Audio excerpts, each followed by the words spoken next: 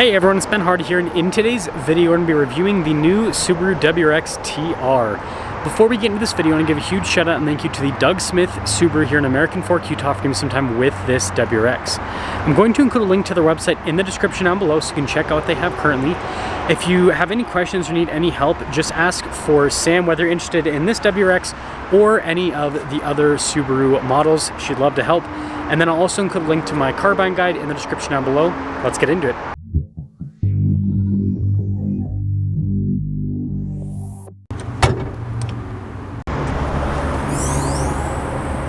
Under the hood, we have a turbocharged 2.4 liter flat four cylinder that goes through a 6-speed manual transmission.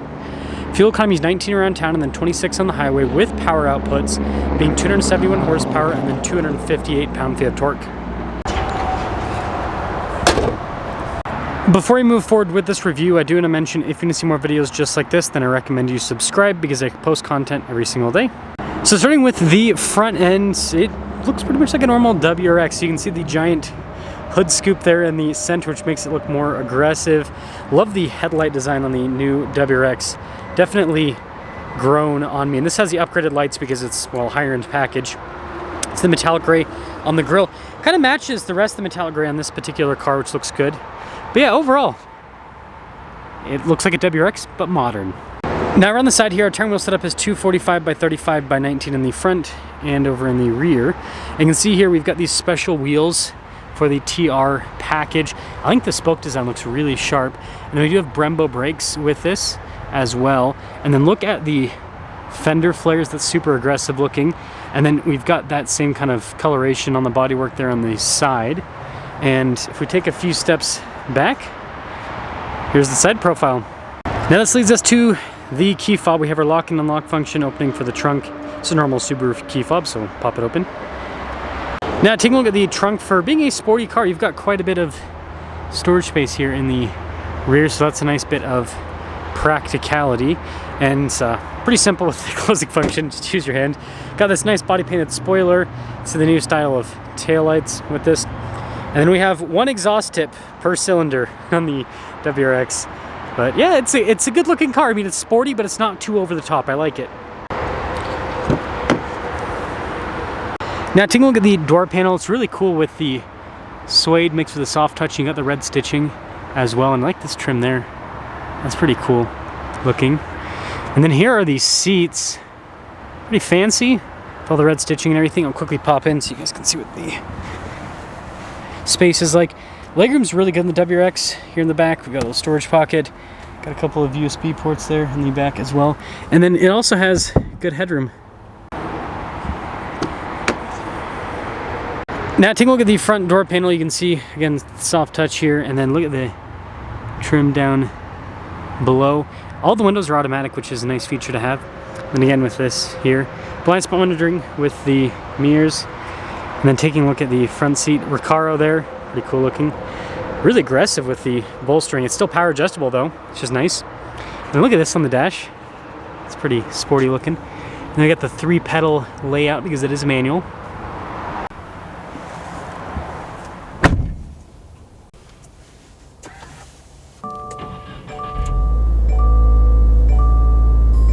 Now take a look at the steering wheel. You can see really nice trim all around. You got the red stitching there in the center with the WRX logo at the bottom.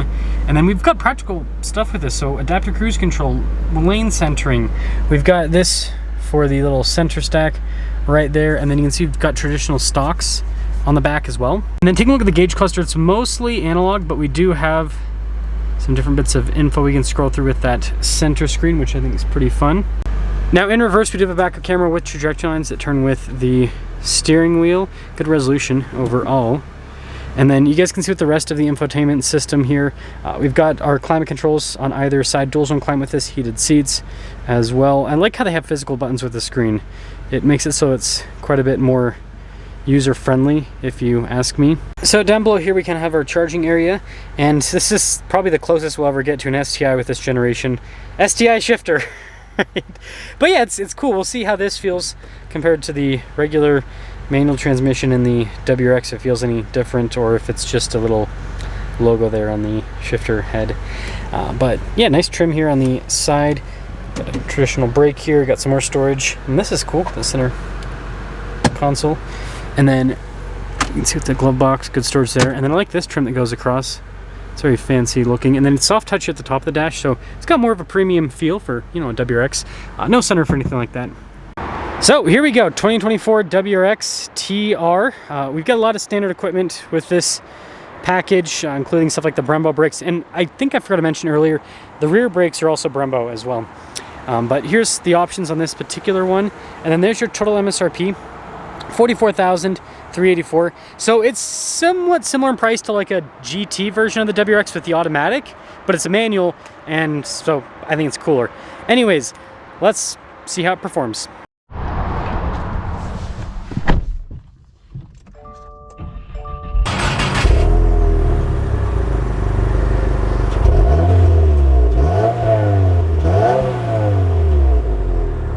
Talk about visibility before we set off. Here's visibility over the hood, both the mirrors. Through the rest of the rear, and actually reverse out. The reverse lockout's interesting because it's up and then over and back. That would definitely take me a minute to get used to. I'm used to most reverse lockouts being around first gear, not around sixth gear. But I guess that's maybe a safety thing, as I was thinking about. First time I used it, I was like, well, if they have it there, and the chances of you accidentally putting it into reverse are a lot less. Because like if it's right by first, then you might accidentally put it into reverse instead of first gear. I've never had that happen personally. I'm just thinking. Just remember, for every safety thing, there's a stupid person that's gotten hurt or killed because of something, because of that, and that's why there's a safety thing there. That's just how it rolls. Put this down so it doesn't fall over. And the WRX manual is really easy to use. Ooh, this shifter's notchy. I don't know if it's any different from the stock shifter in terms of the gate feel, but the WRX in general is just a really solid feel. And I love the suspension on this new WRX. It's just so much better with the damping. You know, before it wasn't bad at all, but it was kind of more like a just straight up sports car.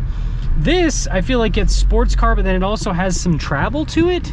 It's kind of like a Raptor in a way. That's a weird way to, oh, I don't know why I'm going second. It's like, why am I trying to start in a second? But yeah, it's cool. It's cool. That's the point I'm trying to make. I like the suspension. It's nice. Yeah, here's kind of what I'm talking about. So this is kind of like a little, I'm angling it because I don't want to scrape the bottom, but a little bump. And I don't know, it's just the damping with this new WRX is great. Like, they've always talked about how the WRX is like an off-road vehicle, kind of, right? A rally car. And, you know, modified ones could do some quote-unquote off-roading, but I feel like this version, this new WRX could actually, like, you could actually, you wouldn't be able to do like Moab rock crawling, but you could actually take it off-road. Man, that diesel smells horrible. I don't have recirculate on, and so it's just blowing straight into my face. Yeah, transmission's good. Great torque. This new engine has really, really good torque. Yeah, look at that. They just rolled coal.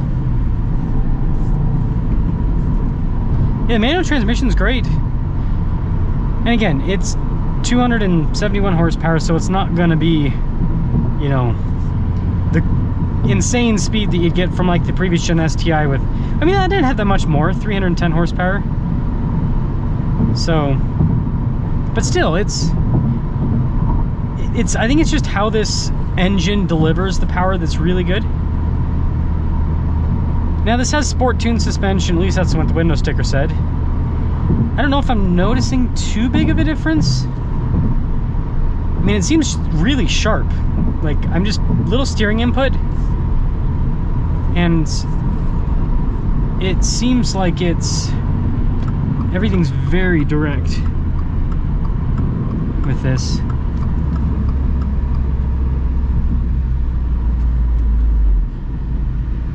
like this. I think a lot of the performance items added to this, you might not be able to, let me turn this down. You might not be able to really tell what the difference is unless you really push this in a canyon or on a track. But I think that's also kind of like a plus, because this is just as daily drivable as a normal WRX. Yeah, shifter's really good. I like it. It's not the short throw that you get that you could get in the STI. Just so that we're clear on that, but it's short enough with the throws, really notchy into the gears. It's a good transmission.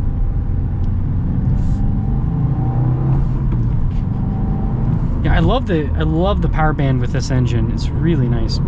So overall, this might be the closest we get to an STI with this generation of WRX. Time will tell.